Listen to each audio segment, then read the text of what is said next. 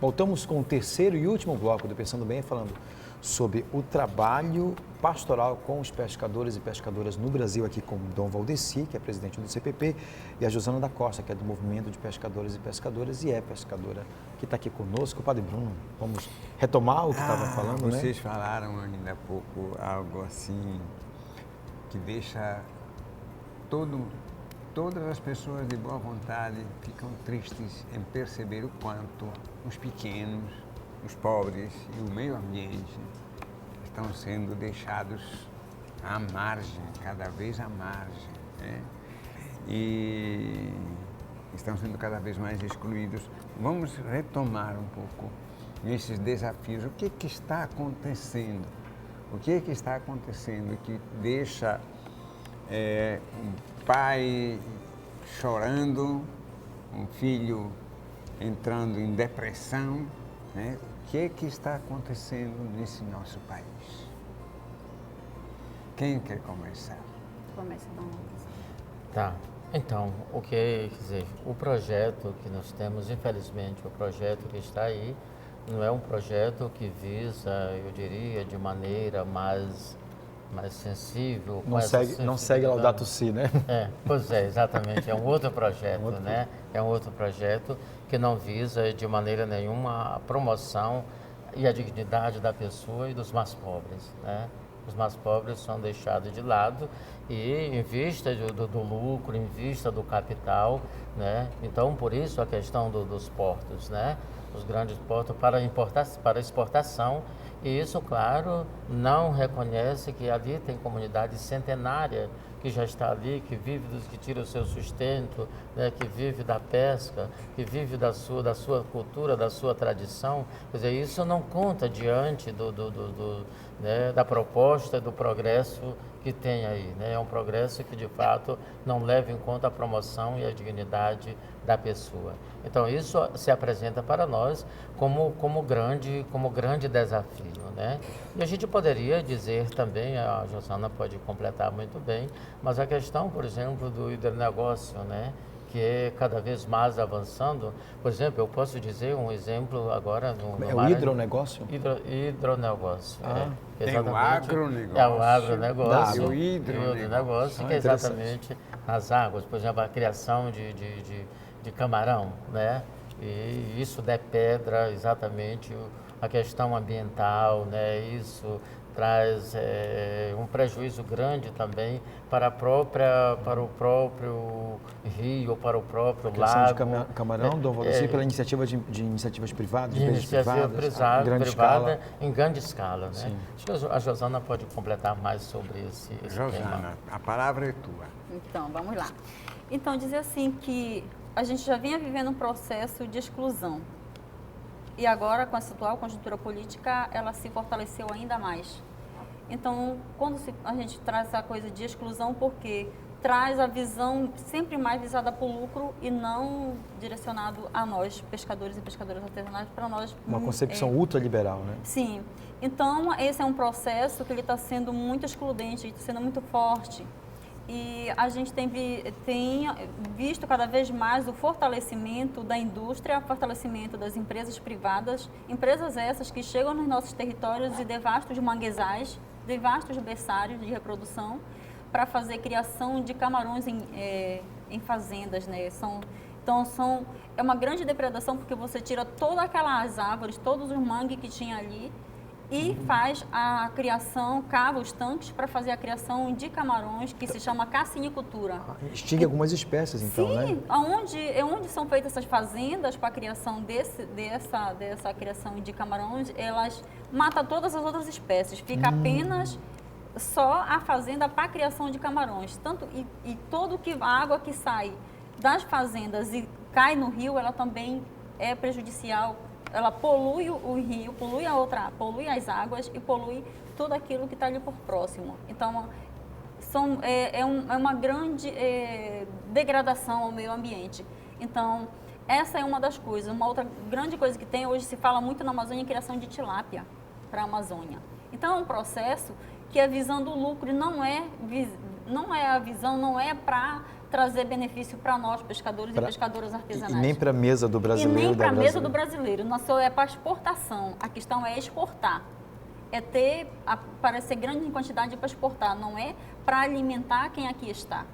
É para exportar. Que é o que vocês sabem fazer muito bem, Sim. é colocar comida na Sim, mesa. e o que nós sabemos muito bem é trazer coisas naturais para as mesas, né? Não é trazer veneno para matar ninguém, como a questão do agro e do hidronegócio. Trazer envenenamento, não. A gente traz sempre alimento saudável. Então, E a questão das barragens? a questão da barragem é uma coisa muito forte, que há muitos rios, principalmente na Amazônia, os rios todos estão mapeados para a construção de barragem, onde ainda não saiu, mas está em processo.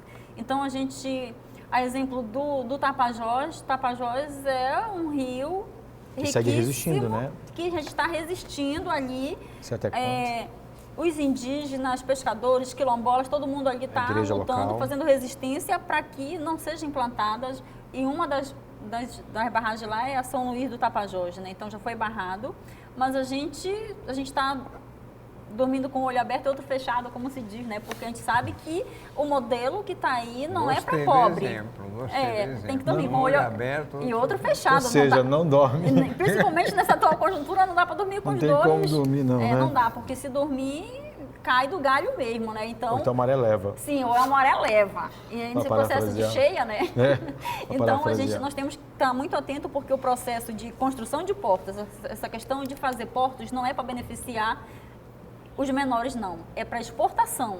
É todo o processo de exportação de grãos, de exportação de gado, exportação de minério. É para exportar, não é para trazer benefício para o povo daqui do Brasil, não.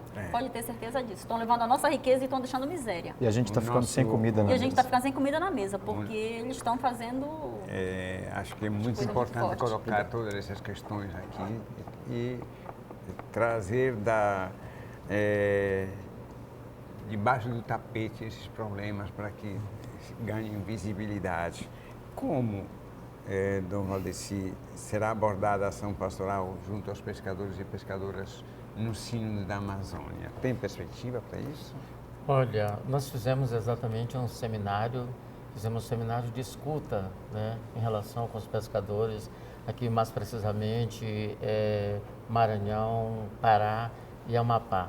Foi um seminário de escuta exatamente para ver os anseios dos pescadores e pescadoras, como a gente poderia colaborar, como a gente poderia estar fazendo indicações para que entrasse também no instrumento de trabalho. O instrumento de trabalho agora já está sendo, acho que até o final de junho, início de julho, já está pronto, né? E a gente vai ter ainda nessa região da Amazônia, para o mês de agosto, vai ser um dos últimos seminários, onde vamos reunir ainda os bispos da região, juntamente com leigos também, que irão participar, exatamente para ver o que nós indicamos e como vamos defender também essas ideias, que é muito importante, né? E é claro, participando do Conselho dos Pescadores, a gente tem por obrigação, né, dessas iniciativas ser colocada também no Sínodo da Amazônia. Então a gente olha com muita esperança, e eu digo que essa esperança também nos inspira muito forte, por exemplo, o documento Laudato Si,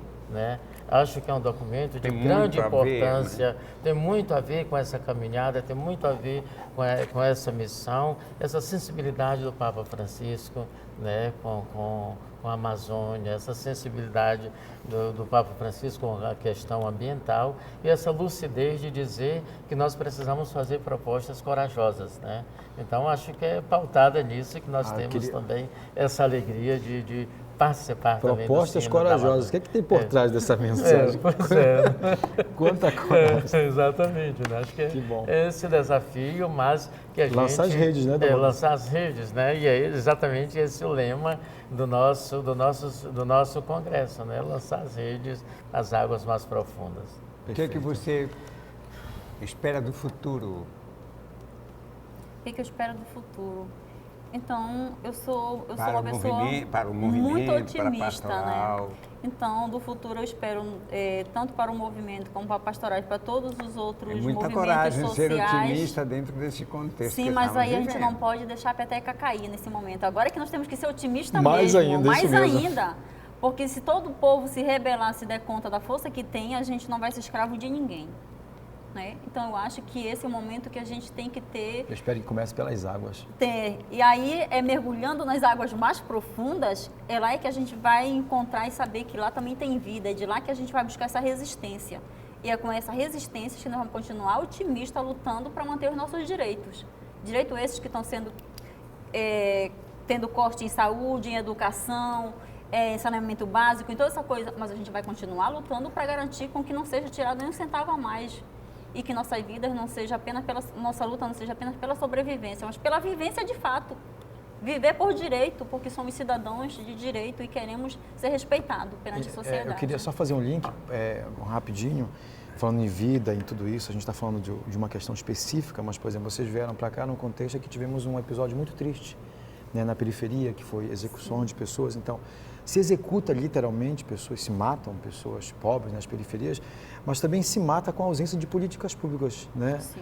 Mais precisamente dessa temática dos pescadores. Quantos já não morreram nesse sentido? Tanto literalmente quanto pela falta, pela ausência de política pública para essa categoria do Valdeci. E o mais triste ainda é esse estímulo para o uso de armas, né?